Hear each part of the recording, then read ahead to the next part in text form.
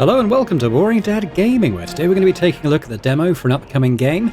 This is Under the Heavens, which as I understand it is a sort of story-rich, choices matter, narrative RPG sort of thing, based during the Warring States period in China.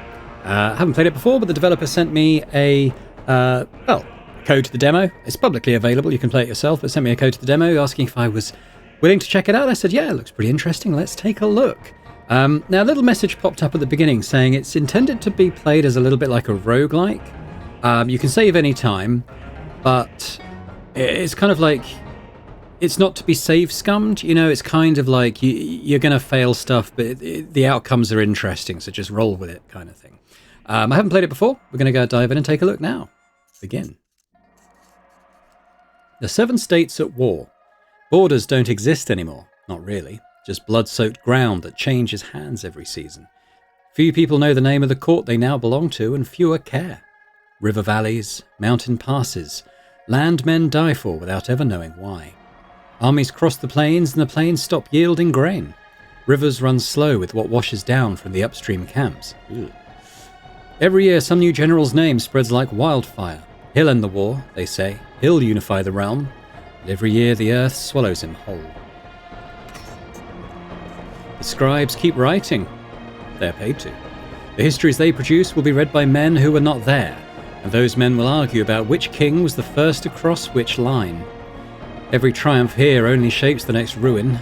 Survival is not something you are owed, it is something you take. Here and now, among the kings and generals, one truth stands above all others. The strong feed, the weak are fed upon. And now, the chronicle finds a new name. Yours. I don't know anything. So this is not a period of history I know anything about whatsoever. So in terms of which kingdom... Oh, it says which kingdom to learn more before you swear. Okay, so we're not picking blind. We get to learn a little bit more about the backgrounds of the various nations. Oh, that's good. At dawn, the first oath awaits. 7 banners, 7 kingdoms locked in each other's throats. No one knows which will stand when the dust settles. Okay, so let's learn about the Han Kingdom. The old heart of the realm, surrounded on every side, squeezed by younger neighbours, yet still refusing to disappear.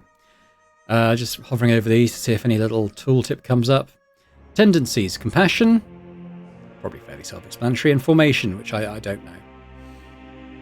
Han favours endurance, restraint, and survival under pressure. Okay, and we've got Wei, state of discipline and structure. They hold the centre through coordination and control. Yeah, so these guys are literally in the middle of everyone else. That may or may not be a factor, I don't know. Unity +1, again formation +1. Serve here and you will be a number in a column. The column will hold if the math works. Then we have Qi, is that pronounced? Qi has coastlines, salt, and merchants. Its wars are often fought for it by people who were paid well to do so. And I'm sorry if the music seems a bit loud to me, but I did do a bit of balancing work before I started recording, and it sounded okay. I think it does rise and fall a little bit, so I'll try and talk a bit louder if the music sounds loud to me, but then it dies off. So, difficult one to balance. But it favours awareness, adaptability, and understanding the field before committing to it. Unity and scouting. Okay. We have Chu, or Shu, perhaps. I'm not too sure of the Chinese pronunciations of these sounds. A vast southern power, fierce warriors, deep lands, and constant internal tension over who truly commands. Compassion, pressure. Shu favours force, momentum, and overwhelming presence on the battlefield. Okay. Then we got Zhao. Forged on the northern frontier, generations of war against the steppe have hardened both soldiers and commanders. They favour manoeuvre, coordination, and striking where the enemy is weakest, so quite strategic then. So. And we've got Yan. Isolated in the far north, cut off, outmatched, yet still standing through stubborn defiance and necessity, compassion and flanking. Yan favours unpredictability, manoeuvre, and survival through adaptation. I kind of like the sound of that. That might be the one I'm leaning towards most so far. And then finally, Qin, which is just to the south of Yan. A rising Western power built on reform, discipline, and relentless expansion. They do not slow, they do not stop. Jin favours structure, efficiency, and crushing momentum. So I think I'm going to go with Yan. A little bit of an underdog, perhaps, but what does it say? Unpredictable, survival through adaptation. I kind of like that. Stubbornly defiant. Yeah, why not? Sweaty Yan. The Northern Edge, isolated, desperate, still standing because they refuse to fall. The oath is sealed to Yan. There is no ceremony beyond this, no witness but the war itself. From this moment on, your victories and your failures will carry its name. Press the map to open the map scroll and view the current borders of the warring states at any time. Oh, this is it. Okay, so the borders will change, I expect. Then. Click again. Oh, okay. Let's continue. Your father defined your life. What trade forged the hands that now reach for a weapon? Choose a path to understand it before you decide. I won't necessarily go through all these again, but maybe we'll be... what do we be? A blacksmith's son. Like good old Henry from Kingdom Come Deliverance. Heat, pressure, repetition. You learn that everything can be shaped and everything can break. Of course, so it's aggressive and disciplined. Yeah, sure.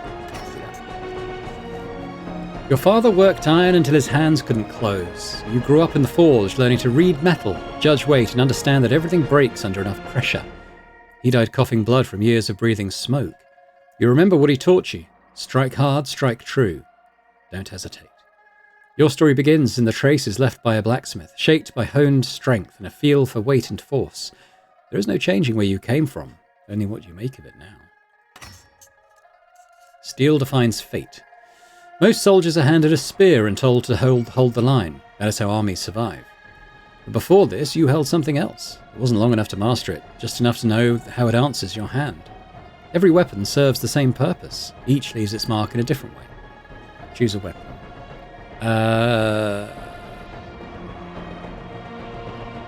Blacksmith's son. I'm leaning towards sword, honestly. What does that do? Okay, it gives us different stats. Costs more than most soldiers will ever see. When you get one in your hand, you feel that. It's shorter than you expect and lighter. And the edge needs maintenance you cannot afford to skip. It rewards the man who sees the opening first. Yeah, sure. Again, I've no idea what all these stats will, what will happen, what they'll kind of lead towards when we're playing, so that's going to be interesting. You claim the sword. Its weight rests in your hands, carrying the mark of balanced reach and the instinct to meet danger eye to eye.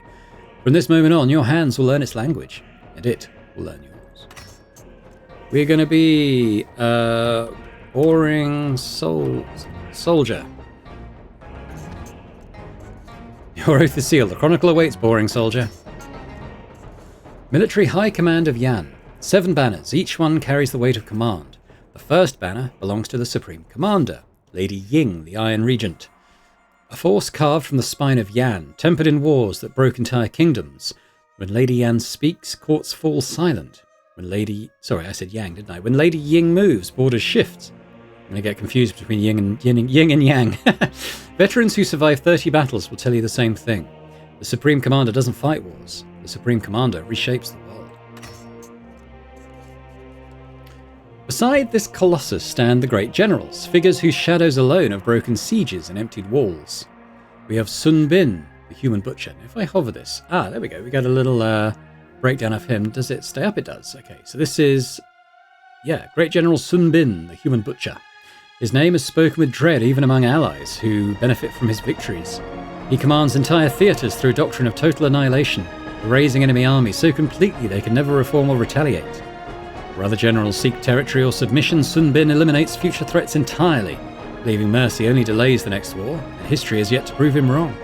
His campaigns leave behind silence, not occupation, and soldiers who march under him survive battles but rarely escape them unchanged, carrying the weight of what complete victory actually costs. So he's got overwhelming force, breaker of wills, calculated aggression. Okay.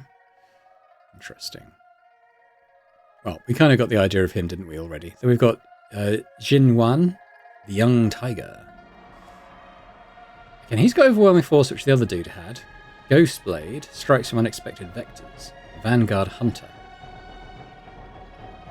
Jin Wan commands through instinct and overwhelming force, dismissing elaborate strategy for direct action that breaks enemy formations before they can adapt. He leads every charge personally, trusting momentum and raw aggression to shatter lines that more patient generals would siege for months. Clever commanders exploit his predictability, and Clever Command has exploited his predictability, and many have tried, but few survive the attempt, learning too late that sometimes the obvious answer is simply unstoppable. Where Jinwan commits, something always gives, whether it's the enemy line, the terrain itself, or his forces, spent entirely in pursuit of breakthrough. Where Sun Bin is the hammer, Jinwan is the dark blade in the dark, precise, devastating, impossible to predict. Entire campaigns have turned on a single order spoken once and then never repeated. To stand in Jinwan's command is to learn that war is a language, and this general speaks it fluently. Press the Jade, drag to open the High Command scroll and learn more about the military leadership you serve under. So, okay, there we got Lady Ying, two guys we've heard about, and then there's some more. If I close... there we go. Yeah, so it's just going to introduce some more. So we've got Kai Feng, the Stoic Engineer. He's another... Is he a great general? Who was the other great general then? Yi Zhang. We didn't hear about him in the previous screen. The Fire Rock Strategist. Deception Master, Terrain Specialist, Applied Innovation. And we've got Kai Feng, a Stoic Engineer, Engineering Genius. Hu Jian,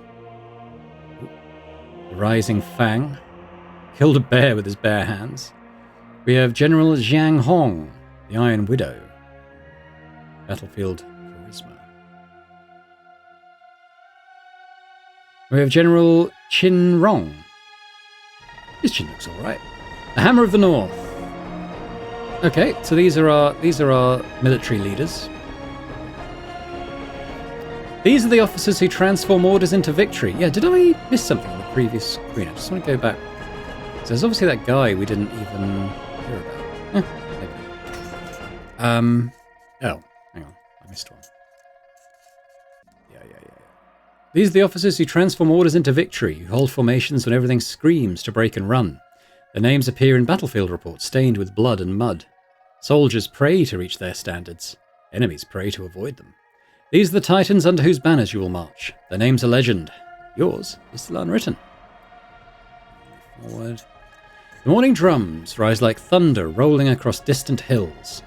After 3 days on a dusty wagon rattling over fields and empty way stations, you can now see it as the mist lifts in the distance. The Yan recruitment grounds. You step down from the carriage. The air tastes of dust, sweat, and sharpened purpose. Your training begins at first light. Now where's this thing? This page records your conduct and tendencies, okay? Your choices accumulate across categories. Over time, dominant patterns shape your traits, reputation, and opportunities. These values do not directly affect role outcomes. Okay, so that's where these modifiers that we've been setting up come in, with dice rolls. They determine which traits you develop. Earning traits. At key moments, your dominant tendencies form into permanent traits, such as Iron Command or Shield of Many. Traits are what influence your role outcomes. It is about balance. It's not about balance. It is about who you are becoming. Cool. So we got a little background here. That's nice. We got the points that we've kind of put into so far. We're good at flanking. Still not entirely sure how that's gonna manifest.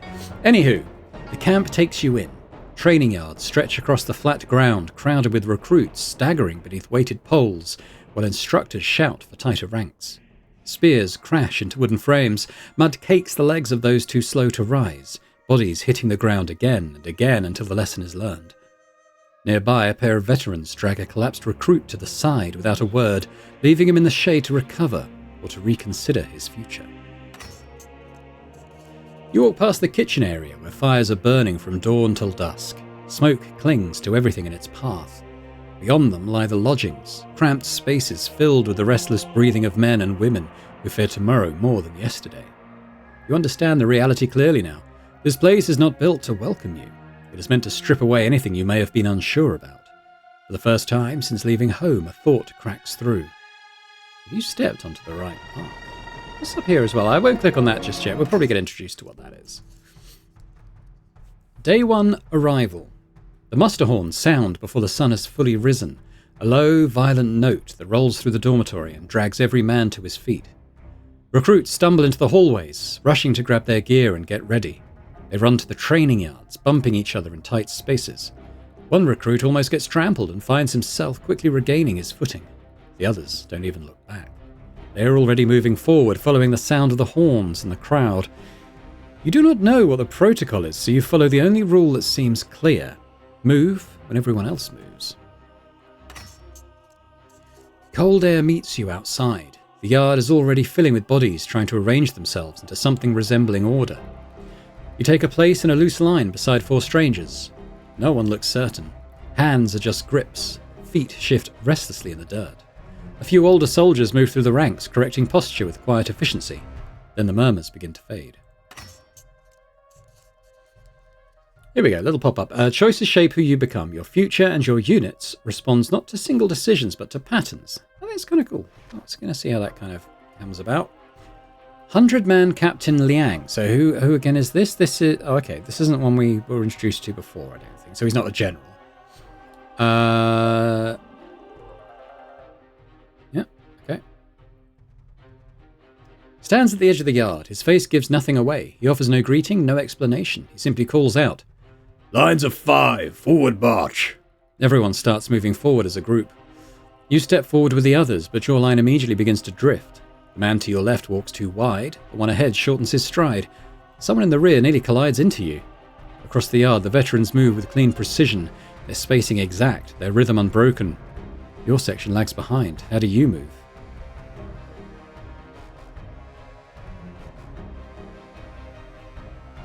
Take the lead, correct them, force the line straight. Aggressive +1, discipline +1, pressure +1. Outcomes are resolved by a roll influenced by your traits, officers, preparation and more. Your odds improve as you rise from nobody to somebody. You call out adjustments as you march, tightening the gaps and pushing shoulders back into line. There is an authoritative tone to your voice, but it works for your formation. The yard fills with the sound of marching feet as the instructor Liang steps into the formation, his silence weighing heavier than any shouted command. Okay, let's do a roll. 8 didn't look high. It looked like things were going up to 20. Failure. Yeah. Alright. Failure. You keep your footing, but the line never settles into clean rhythm. Spacing wavers, adjustment comes too late. The man to your left drifts and you correct only after the damage is visible. Captain Liang slows as he passes your section. "This is your first day," he says without raising his voice. "Otherwise you'd be scrubbing latrines." He moves on. The march continues. Day 2, the grind. You spend the evening watching the recruits who got it right, studying their movements. The others slept. You didn't.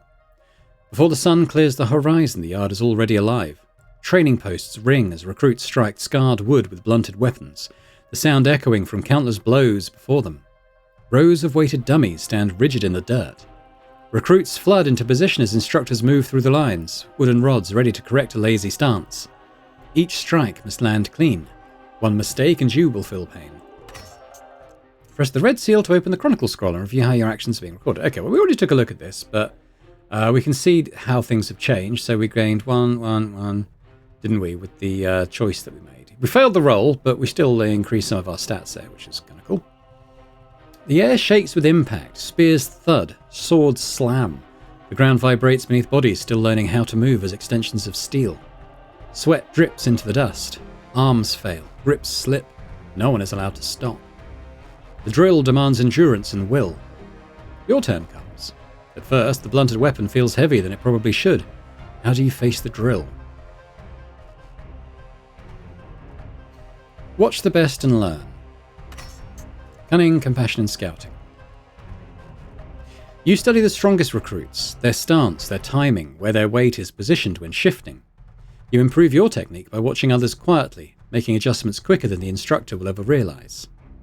The instructor passes by your position as you hold your stance, the shadows of his body crossing yours as he watches to see if your stance will continue in spite of fatigue. This is no longer about the first strike, it is about the 50th. Come on then. Big numbers, big numbers. 4. Critical failure. Yikes. Anyone who watched my Aether and Iron series will know that, particularly in the early episodes, my rolls were absolute garbage. So I'm interested. I don't know if these are scripted in this kind of tutorial bit, or if my luck just really is that bad. But hey, starts you mean to go on, right? Your sword hits the post at an awkward angle. The sound is wrong. The shock jumps up through your wrist and stays there. Before you can rebalance, the instructor's rod comes down across your back. You go to the ground and taste dirt.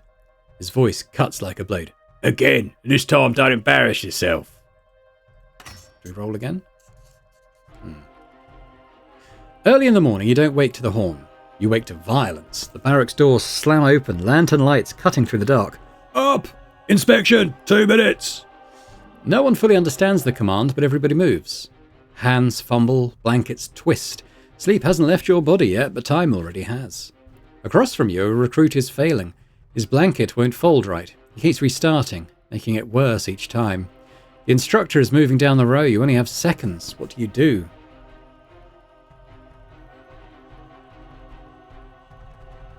Fix his mistake. Let's help a buddy. Help a buddy out. Let's see what's happening to our stats back here. Okay. Unity and formation, nothing really happening yet. But we haven't lost any men under command. Don't think we really had a command. Compassion's coming up though, which is quite nice. You step in fast. Your hands are steady where his are not. You fold the blanket with clean precision, correcting the angles and smoothing the wrinkles before the instructor can see. The fold snaps into place just before the instructor arrives. He exhales like he's been drowning. You're already back in position. The instructor reaches your row. He stops. His eyes look your way, and then he moves on. Not everyone is as fortunate. The inspection passes like a storm. No one speaks after the horror of the inspection. They just prepare for the rest of the day quietly. Can I press space to advance? No, I can't. I've got to click this, I think. Day 3, breaking point. Your wrist throbs still. The instructor's stick... There's got to be an apostrophe there, I think. The instructor's stick left a redness that pulsates with every breath, visibly marking you as a failure. The other recruits see it. You see it. The horns sound long before dawn. Every recruit in your barracks is already awake. No one slept properly after the inspection. Packs are thrown onto shoulders so quickly that the straps bite before you can adjust them. It is way too heavy for bodies that have not yet been tested. None of the instructors offer any mercy. Form ranks! Move! The march begins without ceremony. You cross uneven ground slick with morning frost. Mud clings to your boots. Loose stones twist ankles. The lines stretch out in front of you, snaking like an injured snake over the rolling hills. With each step, the weight of the pack gets heavier. It seems like the earth itself is trying to drag you under. Instructors stand along the column. Anyone that stumbles will be shoved back up to standing position. Anyone who falls risks being trampled. I'm going to click on this now and see what happens. Okay. This is organising an army, I think. We'll definitely get into that later. Already, some of the recruits ahead are gasping for air, their spirits breaking faster than their muscles.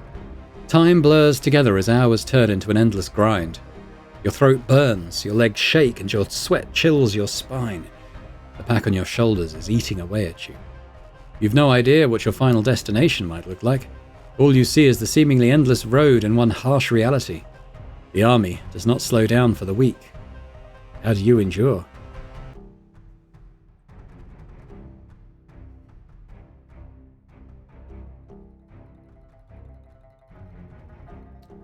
I can't help everyone. Let's read the terrain and take the better path. Cunning, compassion, scouting. Right, come on. Our compassion's getting pretty high now. And our cunning. Cunning and compassionate. That's what we want to be. Anyway, with every step you study the ground. You pick firm spots instead of soft ones. You avoid slick areas. You guide those around you to the best possible footing. Instead of being an enemy, the terrain is now working for you and helping you move along. The march continues, and the instructors wander around the perimeter of the marchers in silence. Every step, every uneven breath, every time someone stumbles is being watched by the instructors to determine who will be able to endure the physical burden and who has already given up under it. Come on, big numbers, come on. Woohoo! I think that's good this time. Strong success, there we go. Great success. The march stretches for hours, yet your stride remains controlled and deliberate. Where others stumble, you adjust. When the ground shifts, you adapt. The pack never drags you off balance. One instructor watches you for several steps before moving on. Your pace holds. Cool. By the time you return to the barracks, the sun has already begun to fall. The march has stripped conversation from the group. No one speaks as you step inside. You notice something is different. New signs have been nailed into the wooden beams with an official seal. At the bottom of each, a name. Supreme Commander of Yan, Lady Ying. You step closer and read. Every step must count. Waste nothing, not effort, not life. The words settle heavier than the pack on your shoulders. This is how Yan wages war, and these are the standards you will be measured against for the rest of your life. Day 4, First Blood. Yesterday's march revealed something. When others faltered, your body found reserves you didn't know existed. The instructor's gaze lingered over you with an air of recognition, of potential. Now you move through the morning with a dangerous clarity, understanding for the first time that you might actually belong here. But belonging means the standards just got higher. By midday, the yard hums with a harsh, uneven rhythm. Wooden practice weapons clap against each other in sharp, cracking bursts that echo across the camp. Recruits form loose circles where pairs collide in messy, desperate exchanges. Splinters fly, bruises bloom. Instructors walk among the circles, using their long wooden staffs to bring an end to every sound whenever they struck the ground. Their eyes took in everything from dropped hands to poor footwork, from fear masquerading as caution. You step into the circle. Your partner mirrors your stance. Both of you know what comes next. The pressure falls on your shoulders. This is the first time you will strike at another person with intent, even if the wood is blunted. No one here is an enemy, and yet every blow still lands with the force of survival. Your sparring partner steps forward. Their hands are shaking, and so are yours. The instructor raises his staff. Begin! How do you approach the spar? Guard tight, let them come. Defensive, discipline, formation. How are we doing? Yeah, we're not haven't got a lot of unity, but well, getting some stats going. You tighten your guard, letting the other recruits set the pace. Each block is deliberate, each return strike calculated. You become a wall testing its own foundations. The clash of wood echoes across the yard. Your muscles remember days of punishment. Your partner's eyes are wide with the same exhaustion you feel in every fibre of your body. Then, a horn, the alarm horn. Every single recruit instantly stops swinging their weapon. Wooden weapons hang in the air like questions no one knows how to answer. The instructor's head immediately turns to the entrance of the training grounds. Weapons down! Fall in! Chaos erupts in the training yard. Some recruits immediately drop their arms and run towards the formation line. Others stand paralyzed, waiting for orders that aren't coming fast enough. Your instructor doesn't wait for confusion to settle. Border aid! He yells. Enemies have breached our perimeter fence. All capable recruits to the south wall. Move! At first, the recruits can't understand what he means by border raid. A border raid? Right now? During training? It takes a few moments, but eventually it clicks into place. This is no drill. Around you, recruits are stumbling over their own feet. Someone vomits from sudden fear. The instructors are already arming themselves with real steel. Your heart is pounding hard against your chest. This is what you trained for, except you've only trained for 3.5 days. 3 choices flash through your mind. Get our sword. Steel. Armory, now. You sprint towards the weapons tent. If you're going to fight, you need steel, not wood. You break from the group and sprint towards the weapons tent. Your legs burn from yesterday's march, but fear is a better fuel than rest ever was. The armory is chaos. Veterans reach for steel first. Recruits reach where they shouldn't. Spears clatter as hands collide, orders overlapping. No one's sure whose turn comes next. The junior officer shouts commands meant for a smaller crowd. They arrive too late, overlap, contradict. The system wasn't built for this many bodies at once. You spot a rack of spears. Let's help the junior order restore order. Hey, we got a unity at last. Listen! You slam your hand against the wooden rack. The young officer looks at you quickly. A flash of relief appears on his face. You both start organising what was becoming a chaotic mess into somewhat of an orderly line. Spears are handed down in order of seniority. Veterans first, recruits second. It isn't clean, but no one is trampled. No one bleeds out from their own stupidity. When the tent finally empties, you grab the last spear. The junior officer nods once. South wall, now! You feel the spear in your hands. It has real weight, a very sharp edge. The wood of the practice weapons felt like toys compared to this. Your hands remember the drills, barely. 3.5 days of muscle memory fighting back against the rush of adrenaline and fear. The south wall rises ahead. Veterans are already moving. You're just trying not to trip over your own feet. You reach the south wall. The scene is smaller than you expected, which somehow makes it worse. This is not an army, maybe 30 raiders, light cavalry moving fast and already pulling back after torching an outer supply shed. Smoke rises in a black pillar. The camp's veteran garrison is already responding, shields up, archers knocking arrows. The raiders wheel their horses, testing for weakness, looking for an opening that isn't there. This isn't a full assault, it's a raid, a probe, a message. They're measuring you. 100-man Captain Liang surveys his defences from atop the wall. His eyes sweep the raiders, then sweep the green recruits now clutching weapons they barely know how to hold. He makes a decision. "Recruits, hold this wall," he says. "Veterans, with me. We're running them down before they report back." Wait, he's leaving you here. 30 recruits, maybe 10, who've held a weapon for more than 4 days. Against the possibility that the raiders aren't retreating, that this is bait, that more are coming. The veterans pour off the wall, mounting horses, forming pursuit. The thunder of hooves fades. Everything settles. The rest of the camp feels very far away. You're holding the wall now. One of the recruits beside you whispers, "Did they really leave us here?" Another, "What if more come?" The sun beats down. Smoke is rising into the air.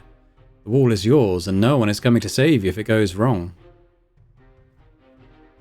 Stay sharp. This might not be over.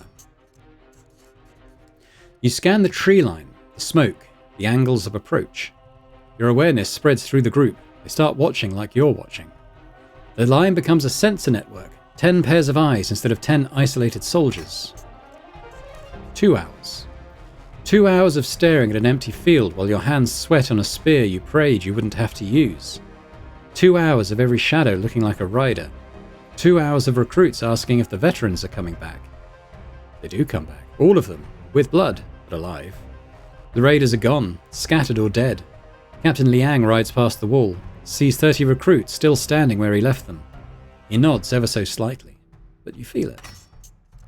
That night, no one talks about the spar. They talk about the wall, about the alarm, about the way their hands shook when they thought they might actually have to kill someone. After dinner, Captain Liang comes over and gives you a whetstone. "You need to sharpen your practice blade," he says, and quietly. "You did not crack under pressure today like most do on the day the horns blow." He walks away before you can respond. The whetstone sits heavy in your hand. The instructor saw something in you this morning. Now he knows he was right, and so do you. Tomorrow, training continues. Day 5. Reading ground. Yesterday, something shifted during the spar. The rhythm, the reading. The instructor noticed. You saw it in his eyes. Don't let it go out. The instructors take the recruits further from the front gate of the main yard, through rows of tents and the fires burning early in the day, onto mixed ground that has been worn down by years of marching soldiers. Trees are scattered about the land at random intervals. Tall blades of grass wave back and forth with each gust of wind as you follow dirt pathways that twist sharply into unexpected low points and hills. The drill unfolds across uneven ground, where soldiers trip, vanish, or get cut down when they fail to read the land beneath them. The recruits fan out in all directions in a large semicircle. The smell of wet dirt and crushed pine needles fills the air. Somewhere ahead of you, crows erupt into flight. Their calls echo through the air like warning signals. Instructors bark orders. "Move! Observe! Nothing here is what it seems." The drill begins. A recruit stumbles into a shallow hole masked by grass. Another slips on loose gravel.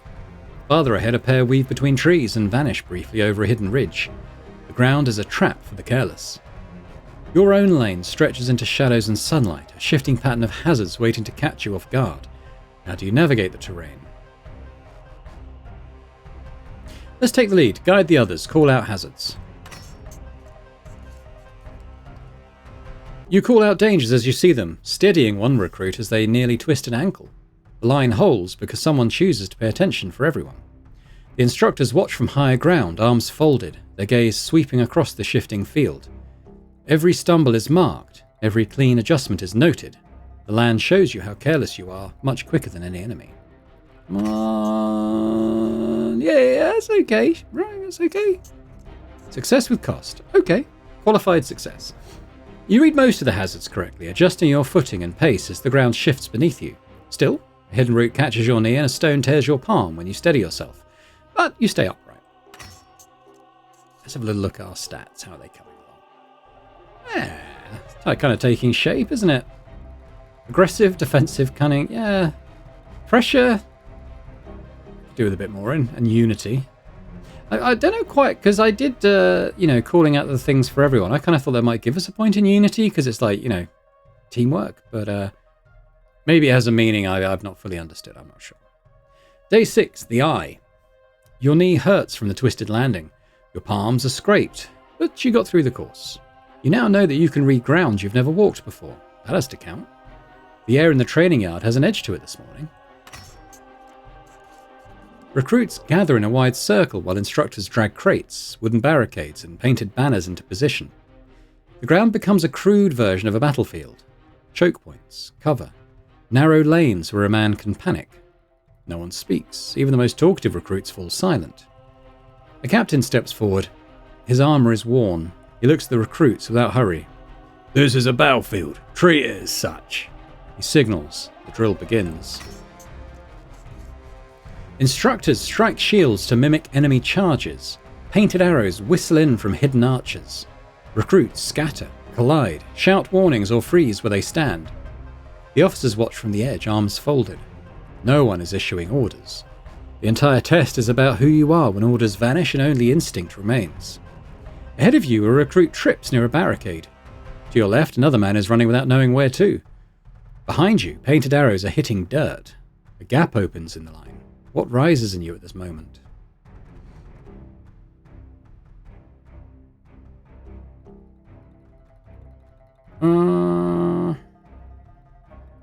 Take the gap, form a hold. There, we've got a unity for that. You move to the gap and plant yourself in it. A couple of other recruits gather behind you once they see you holding there. The captain's hand rises and the battlefield illusion dissolves into silence. The dust has not yet settled when the officers begin their inspection, walking between recruits as if counting survivors after a real clash. Their attention stops on you. Come on, let's do another good roll. No, the worst yet. Critical failure. Okay. You commit to the wrong movement at the wrong moment. A wooden shield slams into your side and drives you to the dirt before the halt is called. When the captain raises his hand, you're still untangling yourself from the collapse you helped create. The field falls silent. The captain does not raise his voice. When you're in battle, he says evenly, that mistake costs lives. Every recruit near you heard it. Night in the camp. Low noise of people settling in, boots stacked near tents, armour straps loosened. Someone hums a tune you don't know, then stops halfway through. Nearby, 2 recruits sit on overturned crates, rubbing salve into bruised shoulders. I heard the real unit drills don't start for another month, one of them says. The other snorts. Good, gives me time to stop shaking every time someone yells. A pause. They think they'll move us to the eastern yard after this. Probably. That's where they keep the ones who don't wash out. The conversation drifts. Some of the recruits are complaining about sleep. Others talk about how long it'll be before the body stops hurting all the time. The fires burn low. The camp falls into a quiet that suggests routine, repetition, and weeks of the same waiting ahead. For the first time since arriving, it feels like this might actually become normal. Day 7. Necessity. Your chest still aches where the shield hit you. The captain's look stayed with you longer than the bruise. You were up half the night going over it in your head. Every step you mistimed, every moment you were a beat slow. The others slept. You didn't. Dawn is here and nothing about yesterday has gone away. The shouting begins before the sun rises. The sounds are sharp, carrying a fear that has no place in training. Recruits spill from tents. Some run, some freeze. Officers push past in half-secured armour, carrying scrolls, banners and weapons meant for real war, not practice. Something is very wrong. A formation captain climbs onto a supply crate. His armour is dented, mud on it. He unrolls a parchment. The yard goes quiet. He reads the first name. The recruit steps forward, stiff with fear. Then he reads another, and another. He doesn't stop. Recruits look at each other. Someone near you mutters, "Are they culling us?" Another whispers, 7 days, we must have failed. The names continue. Too many. Then your name. Your stomach drops. Did you falter? Were your efforts not enough? You step forward into the quiet. A few recruits look away, afraid of being called next. The captain's expression gives you nothing. When the last name is spoken, he lowers the scroll. The border brigade has been shattered. A ripple passes through the yard like a shockwave. The enemy crossed the border 2 nights ago. They struck fast, aiming for the grain basin behind the waterway. Our brigade broke. Many officers fell. Too many. He scans your faces. Supreme Commander Lady Ying has ordered General Kai Feng to hold Ji River. A new force must form immediately from the troops around the region. We do not have time for more training. He steps down, boots thudding against the crate as if sealing your fate. This week was to see who can stand tall when others fall. Those are the ones worth shaping. Captain Liang approaches, standing close enough for you to feel his breath. The air tightens around your throat. Every choice you made these past few days left its mark on you, he says quietly. Real, but not yet finished. Now we see if it holds under war. His voice sharpens. By necessity of war, you are promoted to 5-man leader. Developed a new trait. Why don't we have a look? Quiet wall. You protect without demanding recognition. Your defense works even when no one notices. There we go. We got a trait. Decent spread of points apart from pressure. 7 days of hell have etched something real into your instincts. Quiet wall. Captain Liang speaks the words that will define you. You protect without demanding recognition, he says. When you defend, when you support, it just works. The army needs more like you. He grips your shoulder. If no one sees your sacrifices, no one promotes you. Quiet walls get taken for granted. His grip on your shoulder tightens, almost painful. The past 7 days, you found something in yourself you didn't know what was there. Didn't know was there. He releases you. Now, sharpen it into a blade. He sets the report down. Your men are waiting. Your unit has grown. Press the wooden soldiers to open the unit scroll and review or manage those now under your command. Let's just read this bit first. The camp transforms in minutes. Drums beat evacuation orders. Armor is thrown from crates. A junior logistics officer pushes through the chaos and shoves a bundle into your arms. Your first file? 4 names. 4 faces you recognize from the yard. One with sharp eyes, the one instructors watched too closely. One steady, quiet, always where he needed to be. 2 others stiff with fear, pretending it isn't there. They're yours now, the officer says. Let's have a look. Not every soldier is meant to become an officer. Most will die unnamed. A few will shape your legacy. Click or hover on cards to learn more about promising soldiers under your command. When the time is right, you'll assess their future roles in the unit. Okay. All characters have rarity tiers. Black flame Black frame represents common. Blue frame is rare, so we've got a blue. Purple is elite, so we have an elite there. And gold frame represents legendary. Your soldiers are assigned to your unit from the army's available pool. More characters will join your unit as you rise through the ranks. Okay. Do I do this now? I don't think I do. But we can click on them. So we have Soldier Huang Yao. Was a hunter before he was a soldier, tracking deer through forests where a single mistake meant starvation. Until the year, game vanished and he ate tree bark, watching his younger sister grow skeletal. He joined the army because it offered food. But hunting-shaped instincts he cannot turn off. Hunting-shaped instincts he cannot turn off. During training exercises, he reads terrain compulsively, noting sightlines, escape routes, and ambush positions, even during rest periods, unable to stop analysing ground the way predators do. Other recruits find his constant vigilance unnerving, the way his eyes never settle, always tracking movement at the periphery. He notices things others miss because he learns survival means seeing threats before they see you, and that lesson carved itself too deep to ever forget. Yes, a terrain specialist, compassionate hunter, watchful shepherd. So in terms of our roles, maybe something like Chief Scout, perhaps? Then we have Luo Yan.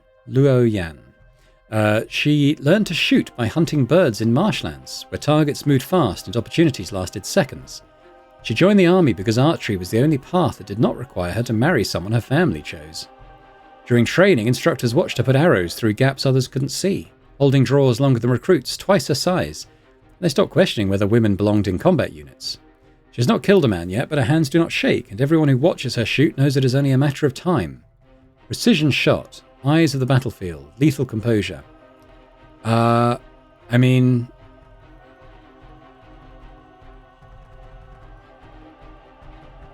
Yeah, so I imagine she is probably be something like archer leader then? But like they'd both be trusted officers? We think? Keep them alive long enough and they might earn names worth remembering. He turns away mid-sentence, already shouting at someone else. You face the 4 recruits. They stand unevenly. One is too far forward, one hangs back, one avoids your eyes entirely. Huang Yao studies you instead of the marching columns. They made you 5-man leader, he says carefully. Why? The question carries no accusation, it weighs you. The one who spoke too fast adds, we all survived the week, so what did you do differently? Luo Yan says nothing. Luo is a she, so maybe the he is watching her answer is probably Huang, maybe? Doesn't matter, we either survive together or we don't. You shift the file bundle in your hands. They chose me. That doesn't change what we are. 5 bodies in one line. Huang Yao exhales slowly. And don't waste us. Your file fall into step behind you. The column is already forming beyond the tents, lines of soldiers tightening into something that resembles an army rather than camp. You merge with the marching ranks. Mounted messengers tear out of the camp, banners snapping in the hard wind. General Kai Feng gathers forces near the Ji River. The enemy advances faster than expected. A shattered brigade retreats towards the crossing, leaving gaps that must be filled. You are sent to stand where the others fail to hold. World overview.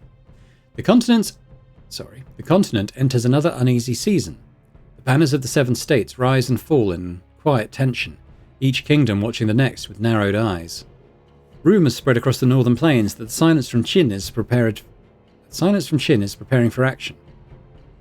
Their armies have withdrawn from border skirmishes, and their forges burn hotter than before. Okay. Well, we have a couple of states in between us and them. Some believe Qin is gathering strength for a southern campaign against Zhao. Others whisper that Qin seeks a deeper target and hides its intentions behind disciplined stillness. To the south, the great state of Shu struggles under the weight of internal fractures. A new supreme commander has taken the helm, reshaping their high command. Old alliances tremble beneath this appointment. Vassal lords question where Shu's loyalties now lie, and neighbouring states prepare for the shock of its next move. In the west, Hui and Han trade blows across disputed farmland. Neither gains ground. Both strain their treasuries and empty their armories in a struggle that drains them more than their rivals. Along the northern coast, Yan gathers forces in secret. Spies report increased troop movements and unfamiliar banners rising in their camps. No one knows their aim. Will Yan betray its fragile alliance with Qi? Or will it strike at Xiao to exploit its weaknesses while Qin waits in the dark? Some believe Yan watches the growing tension, waiting for the first misstep before deciding whom to support and whom to bleed.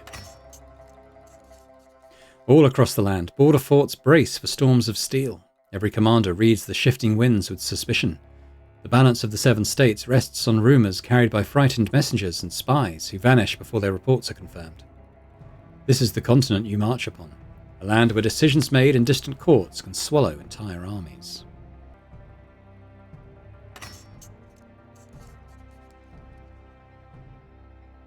The first stand, the march to the river. The march to the Ji River is nothing like the drills of training. It feels heavier, darker. Cold wind cuts through the ranks and seeps into every 5-man unit struggling to keep pace.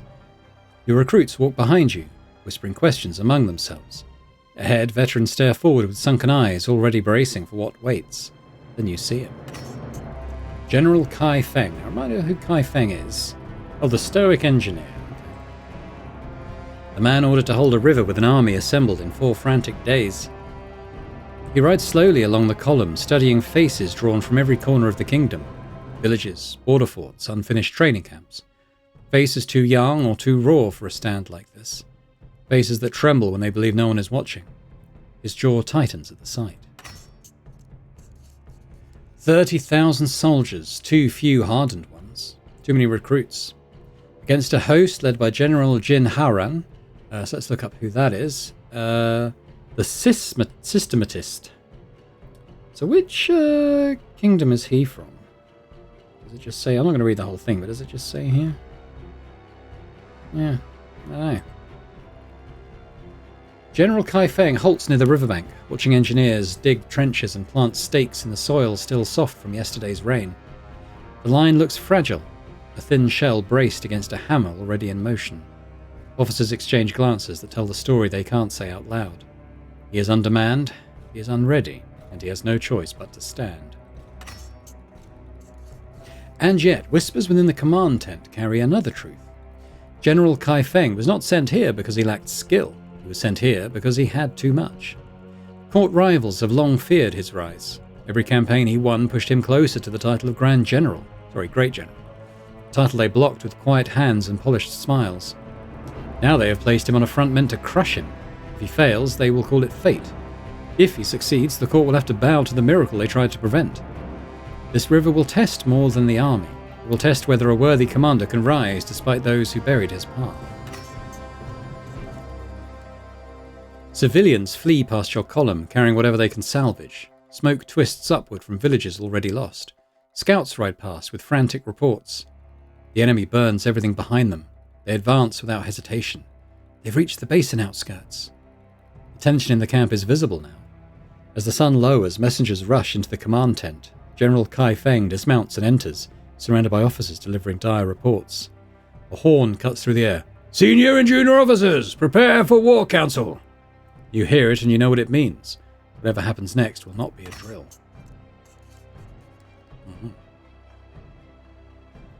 Okay, well, time's getting on a bit in this video, so I think what we're going to do is we're going to leave it here. So this was a look at Under the Heavens, which I think is looking good fun. It's looking quite promising, I think.